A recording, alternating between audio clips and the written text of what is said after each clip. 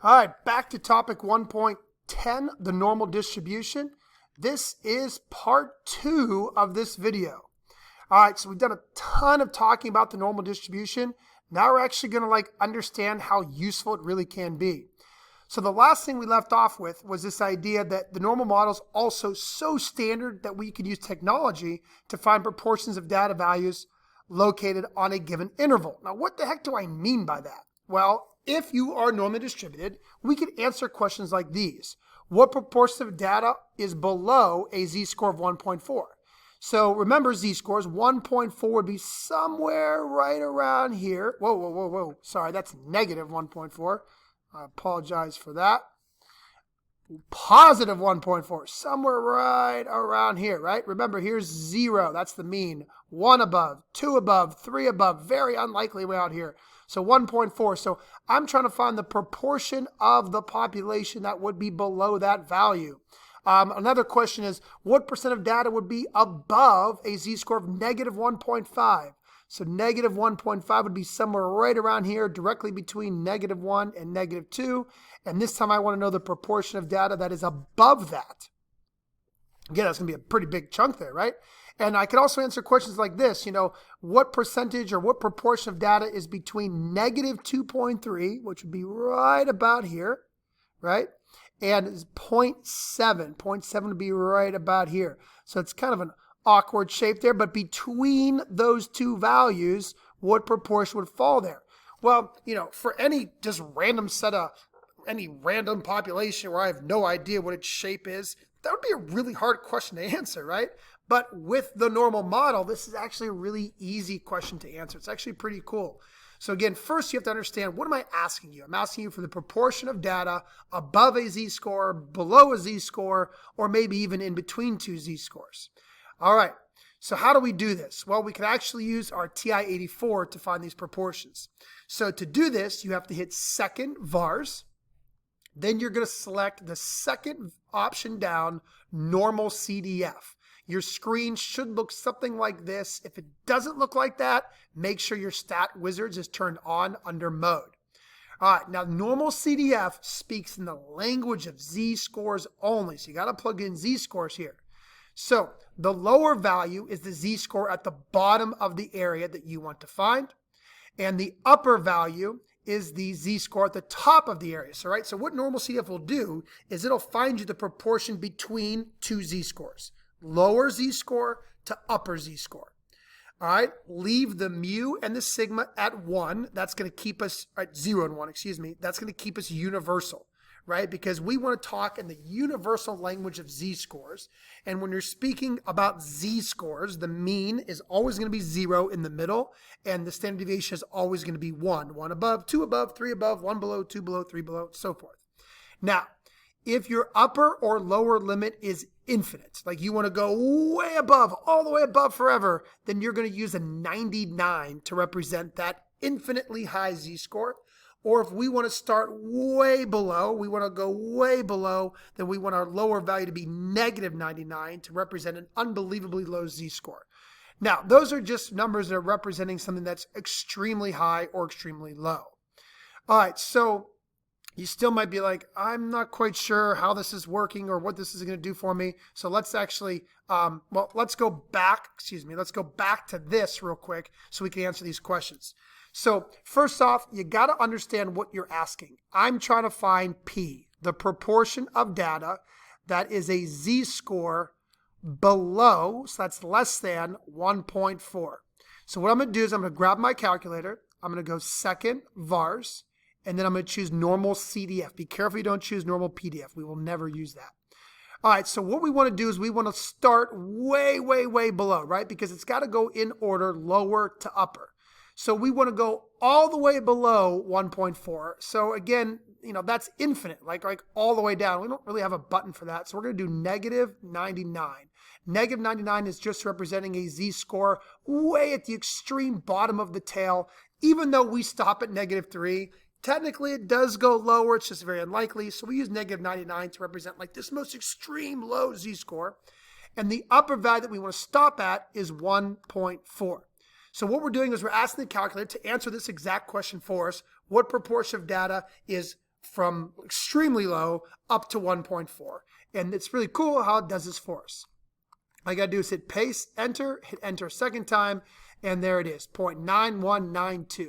So 0.9192, 91.92% of data in a normally distributed population will have a z-score below 1.4. All right, let's answer this next one. What proportion of data has a z-score greater than, above, negative 1.5? Now, some kids always end up asking me, does it matter? What about equaling negative 1.5? You know, greater than or equal to, less than or equal to. The normal model doesn't matter with that, right? It doesn't get impacted by that at all. All right, so once again, we go to second vars here, normal CDF. Now, this time I want to go above. So I want to start at negative 1.5. And I want to go really, really high, like unbelievably high. So that's why we just put a 99 there. I mean, honestly, some kids will put a 3 there. Don't do that because, you know, again, you have to understand there is some values above 3. It's just very unlikely. So we use 99 just to be like this extremely large value, way, way, way towards infinity. All right, and we get 0.939. Make sure you round correctly, so 0.9332. 0.9332. So, you know, here's that negative 1.5 line, and 93.32% of data is above that. All right, what about this one? What proportion of data is between negative 2.3, and there's my z, and 0.7? So again, I'm trying to find the proportion of data that is in between a z-score of negative 2.3 and 0.7. And again, I'm going to grab normal CDF here, second vars, normal CDF. And now again, this time I'm literally looking in between two values. So just make sure you go left to right. Negative 2.3 is on the left. 0.7, whoop, I typed the 0 in opposite here. 0.7 on the right. And hit paste. You got to hit enter twice. So paste brings it to the home screen, and enter one more time. So we get 74.73%. 0.7473. And again, that is the proportion of data in between. So again, this is pretty cool that we could do this because this is true for any population that follows a normal distribution. All we got to do is understand a couple things. Normal CDF only speaks in the language of z-scores. So you got to make sure you use z-scores. But I already taught you how to find z-scores. You just got to use the z-score formula, which is really easy. And the other thing is, you know, when you're showing work on a test or a quiz or homework, what have you, don't ever write normal CDF, right? That's not work. That's just how our calculator figures it out. What you need to show is exactly what I'm showing right here, right? You're identifying what area you're trying to find, below, above, or in between, and then you write your answer next to it. You can write your answer as a decimal or a percent. I don't really care. All right, let's look at like a more specific problem that is actually like specific to an actual real world problem. All right. Example. The mean weight of all boxes of Cheez-Its follows a normal distribution with a mean of 6.2 ounces and a standard deviation of 0.2 ounces. And this actually makes complete sense, right? Like Cheez-Its, boxes of Cheez-Its should all be the same. But we know that, you know, nothing in the world is the same, right? Everything varies. So some boxes are going to weigh a little bit more. Some boxes are going to weigh a little bit less. But most boxes should be really, really close to that 16.2. I can even make a picture of this if you really want to, right? So all we got to do is draw that nice normal model, which, you know, it's not too bad to draw. Right smack dab in the middle is going to go the mean, 16.2. That's going to have a z-score of 0, right? Then we can go 1 above, 2 above, 3 above, and all we got to do is add the standard deviation. So that's going to be 16.4, 16.6, and 16.8. And then we're going to go a little bit below, 16, 15.8, 15.6. And this model makes complete sense. Like most boxes should be near the mean, and very few are going to be overweight, very few are going to be underweight. All right, so let's ask two questions here. What proportion of boxes weigh under 16 ounces? So I'm trying to find the proportion of, and I can even use a C for Cheez-Its, right? The proportion of Cheez-It boxes that are under 16 ounces. Now, if I'm going to do this on my calculator, I got to be in z-scores, right? The universal language of normal model is z-scores. So I got to come to the side real quick here. I got to figure out what's the z-score, you know? Oh, actually, I should know it just by looking, right? It's -1. It's exactly -1. But just to prove it to you, I would take 16 minus the mean divided by the standard deviation, and that's going to be 0.2 divided by 0.2, which is exactly -1. Negative 0.2 divided by 0.2. So basically, I'm trying to find the proportion of boxes that have a z-score less than -1. So 16 is the actual weight of the box of Cheez-Its, whereas -1 is its equivalent z-score. So notice that these two statements are equivalent. One is just in terms of Cheez-Its, or one is in terms of z-scores. But I need z-scores because that's the language that NormalCDF works with. So I'm going to go to grab NormalCDF, and I want to look below, right? I want to book less than -1. So I'm going to start at -99, and I'm going to stop at an upper value of -1. So this is going to start way down at the very, very smallest of small boxes, and it's going to stop at a z-score of -1. And I get 15.87%, 0.1587.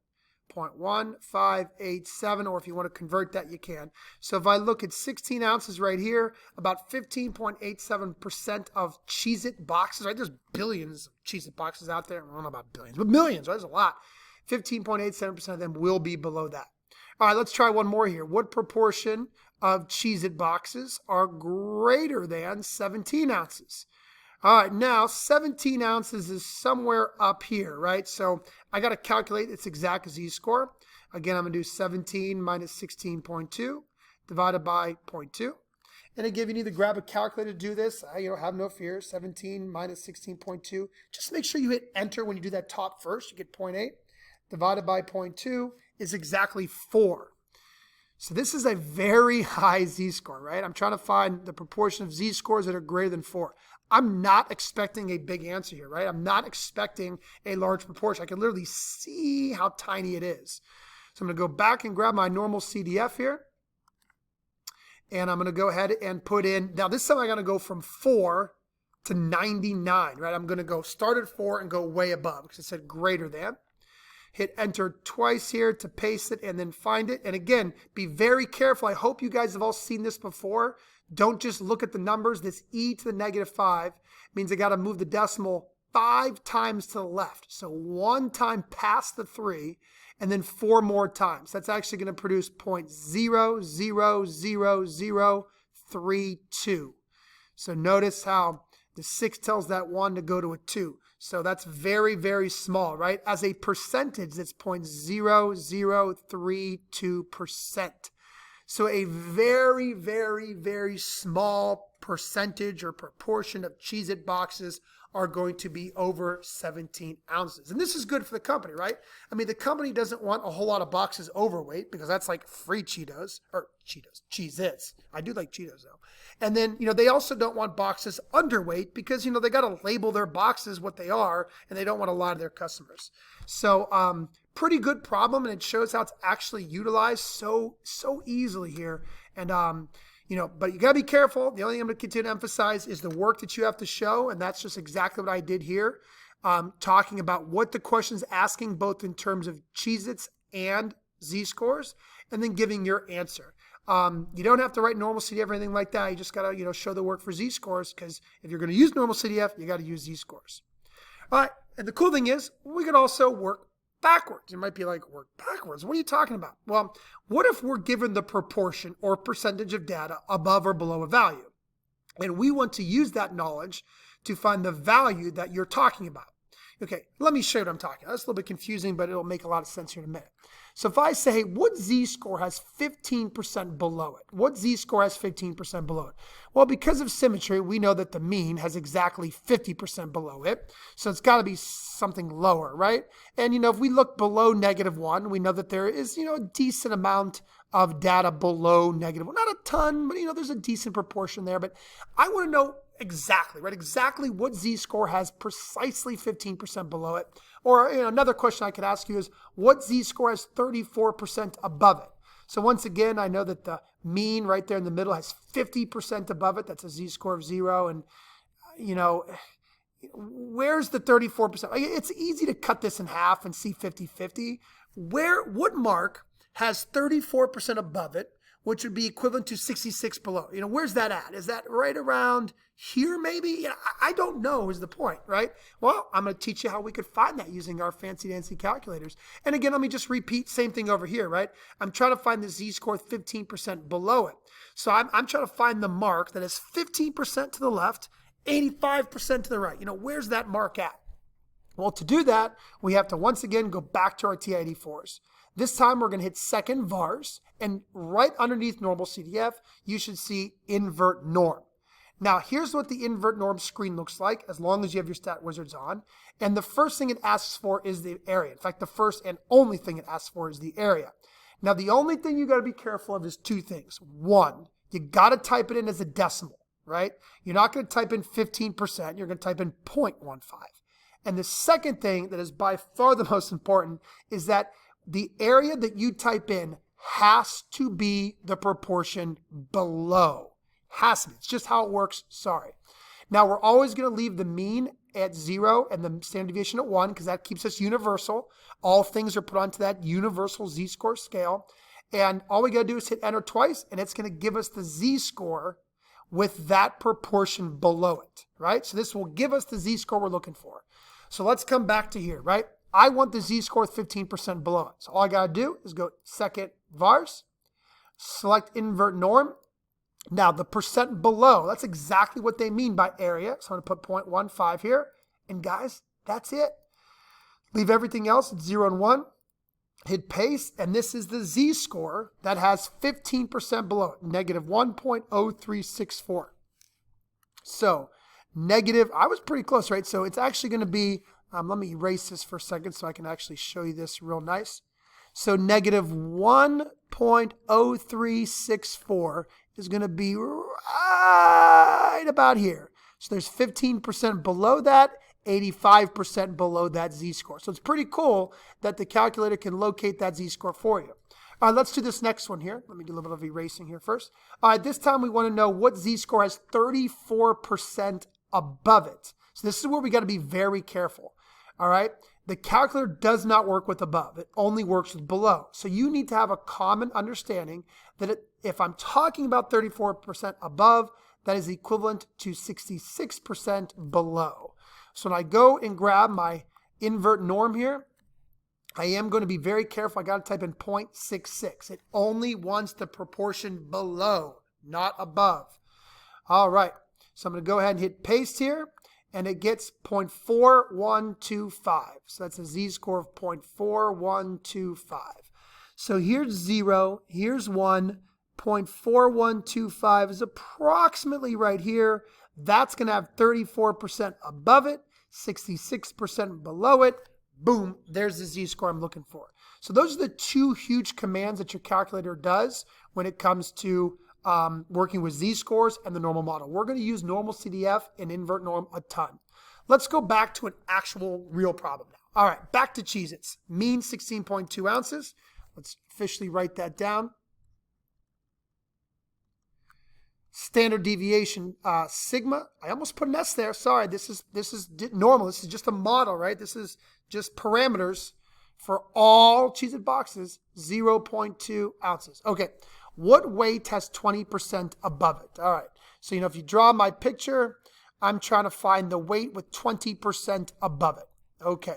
So I'm just going to kind of draw, roughly maybe right around here, right? 20% above it, which means 80% below it. And that's huge because remember, that's what invert norm wants. So the first thing I got to do is I got to get a z-score. I got to figure out what z-score marks the top 20% and the bottom 80%. So I'm going to go back here. I'm going to go ahead and grab invert norm. I'm going to do 0.80, so be very careful that you always put in the bottom. Even if they tie the top, you might have to do a little bit of math in your head real quick. All right, and we get 0.8416. So a z-score of 0.8416 is the z-score I'm looking for. But that's a z-score. That's how many standard deviations from the mean. I'm looking for the actual weight. So then what you have to do is you have to set this equal to the z-score formula. The z-score formula is the individual weight minus the mean divided by the standard deviation. So what I'm going to do here is I'm actually going to solve for x. Because what I'm doing is I'm working backwards, right? I know the mean, I know the standard deviation, and now I know the z-score. This is a very specific z-score that marks that top 20%, bottom 80%. Now I got to solve for it. It's actually really quick math. Shouldn't take you too long. First step is to take the 0.8416, multiply by the standard deviation, multiply the 0.2 over, and then add the 16.2, and you get 16.37. So the individual value is 16.37 ounces. So I basically was taking a z-score and converting it back to an actual weight, whereas prior we were taking a weight and converting it to a z-score. Pretty cool. So this is the weight that represents the top 20% of boxes or the bottom 80%, same thing. All right, final question here. What is the first quartile of Cheez-Its weights? Well, here we have to remember what first quartile means. The first quartile is a very specific vocabulary term that means the bottom 25%. Oh, the bottom 25%? Oh, well, my goodness, that's exactly what invert norm does for us. Invert norm, we're going to put in the 0.25, the bottom 25%. And this is the z-score that represents the bottom 25%. So the z-score that represents the bottom 25%, sorry for taking it away so fast there, is 0.6745. Negative 0.6745. And that, again, let's keep in mind that has 25% below it and 75% above it, but invert norm only wants the below. And now what I have to do is, that's a z-score, that's how many standard deviations from the mean. I now have to solve for what actual value represents that. So I'm going to take the z-score and set it equal to the formula for a z-score, and I'm going to quickly solve here. So I'm going to go ahead, I'm going to take negative 0.67. You don't have to really show any work here. I mean, come on, you guys are in AP stats. You should be able to solve this very easy equation by multiplying by 0.2, adding the 16.2, and I get 16.07. 16.07 ounces. So that would represent the first quartile. So 25% of boxes is going to be below that. 75% of boxes are going to be above that. So pretty cool thing that you could do. And this is all the power of if you're a normal distribution. None of this math could be done if we didn't know that Cheez-Its followed a normal distribution. And let's look at one more use. This is one more topic that you need to know how to do. You got to be able to rank. Now, this is actually a pretty cool activity. So I want to rank these three things from smallest to largest. The problem is, one's given to you as a third quartile, B is given the z-score, and C is given a percent, right? So A is the third quartile, and this is for any random set of data that follows a normal model. So we got the third quartile, we got a z-score of 0.8, and we got 20% above it. Now, it would be really easy to rank these if they were all z-scores. So B is already a z-score. That means that value B is 0.8 standard deviations above the mean, so just a little bit above the mean. So what would the third quartile be? I want the z-score for the third quartile. Well, let me think about that vocabulary word. The third quartile is the 75th percentile. 75% of data is below it. So all I got to do is grab invert norm, and I'm going to put in here 0.75 because that's what the third quartile is, the bottom 75% of data. And I get a z-score of positive 0.6745. 0.6745. So now I could clearly see that A is smaller than B. And then I need the z-score for the value with 20% above it. Well, okay, now I got to remember, invert norm doesn't do above, invert norm only does below. Well, if I want the bottom or the top 20%, that is the same thing as the bottom 80%. So I'm going to go back here and do 0.80. And again, that simultaneously is talking about the same thing, 20% above, 80% below. But just again, I can't say this enough. Invert norm only wants the below. And this is going to give me the z-score that I'm looking for, 0.8416. All right, now I can officially rank these. The lowest is A, the middle is B, and the highest is C. So it is in alphabetical order. It didn't necessarily mean for that to happen. But the key thing was understand that you can only compare these three things if they're all in terms of the same value, which is a z-score. So make sure you know how to calculate these z-scores with the power of our calculator. All right, guys, that's it for this video. I know it's kind of long, but normal models are so awesome, and we're going to use them the whole year. So it's super important that you understand all of them.